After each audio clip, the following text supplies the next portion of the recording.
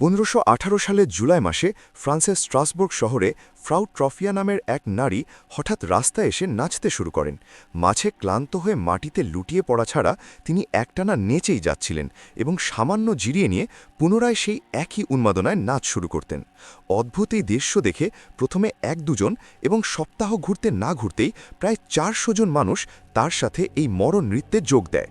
জুলাইয়ের তপ্ত দুপুরে তৃষ্ণা আর ক্লান্তিতে যখন একের পর এক মানুষ হার্ট অ্যাটাক বা স্ট্রোকে মারা যাচ্ছে, তখনও বাকিরা লাশের পাশেই ভাবলেশীনভাবে নেচেই যাচ্ছিল। ইতিহাসে ড্যান্সিং প্লেগ নামে পরিচিত এই ঘটনায় তৎকালীন শাসকরা ভেবেছিলেন বেশি করে নাচালেই হয়তো শরীরের এই গরম রক্ত ঠান্ডা হবে, তাই তারা উল্টো স্টেজ বানিয়ে ও বাদ্যযন্ত্র এনে উৎসবের আয়োজন করে, যা মৃত্যুকে আরও ত্বরান্বিত করেছিল।